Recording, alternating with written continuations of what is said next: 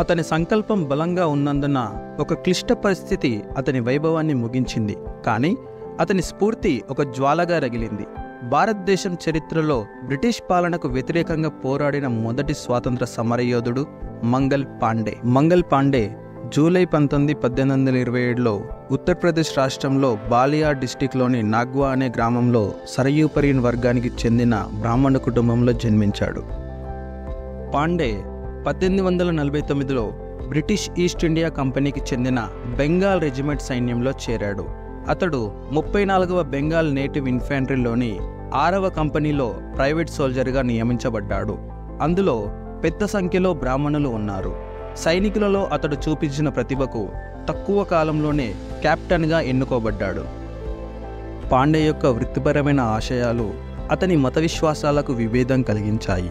ఎలాగనగా 1850లో అతను బరాక్పూర్ ఆర్మీలో ఉన్నప్పుడు ఒక క్రొత్త ఎన్ఫీల్డ్ రైఫిల్ P53 భారతదేశంలో ప్రవేశపెట్టడం జరిగింది. రైఫిల్ క్యాట్రిజిల్లో ఆవు మరియు పంది కొవ్వుతో తయారైన గ్రీజు ఉందన్న పుకారు సైన్యంలో పుట్టింది. ఆ కారణంగా 19వ BNIలో ఉద్రిక్తత నెలకొంది. రైఫిల్ని లోడ్ చేయడానికి బుల్లెట్లను నోటితో కొరికి తీసివేస్తేనే పేలుతాయి. ఆ క్రమంలో కొంత గ్రీజు నోట్లోకి వెళ్తుంది. ఇది హిందూ మరియు ముస్లింల సాంప్రదాయానికి అవమానకరమైనదిగా ఆ రెజిమెంట్ సైనికులు భావించారు. ఎందుకంటే ఆవు హిందువులకు పవిత్ర జంతువు, పంది ముస్లింలకు అసహ్యకరమైన జంతువు. ఈ విషయం వారి వారి మత విశ్వాసాలను తీవ్రంగా కించపరిచింది. ఈ పుకార్లను అరికట్టడానికి బ్రిటిష్ అధికారులు గాని ఈస్ట్ ఇండియా కంపెనీ గాని ఎలాంటి నివేదిక ఇవ్వలేదు. సైనికులలో అనుమానం ఇంకా బలపడింది.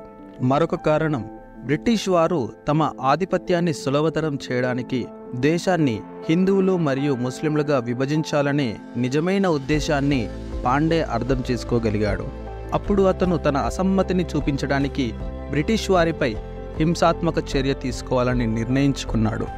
మార్చి 29, 1857న పాండే కోపంతో నిండి బ్రిటిష్ పాలనకు వ్యతిరేకంగా తిరుగుబాటుకు ప్రణాళిక వేశాడు.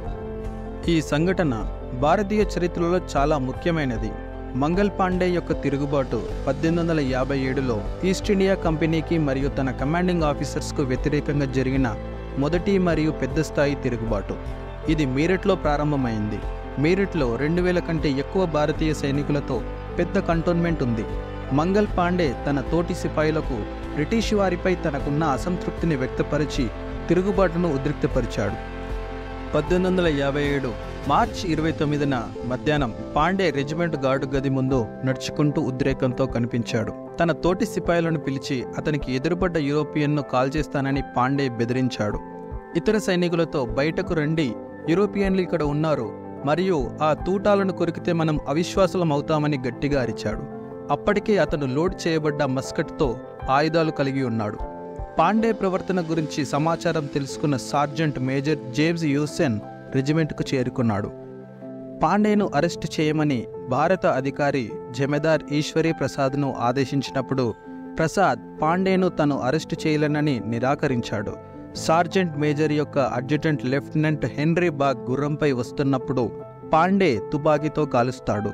1857లో తిరుగుబాటు సమయంలో ఒక బ్రిటిష్ అధికారిపై కాల్చిన మొదటి తుపాకీగా సూచించబడింది. కానీ ఆ బుల్లెట్ బాగ్కి బదులుగా తన గుర్రానికి తగిలి కింద పడతారు.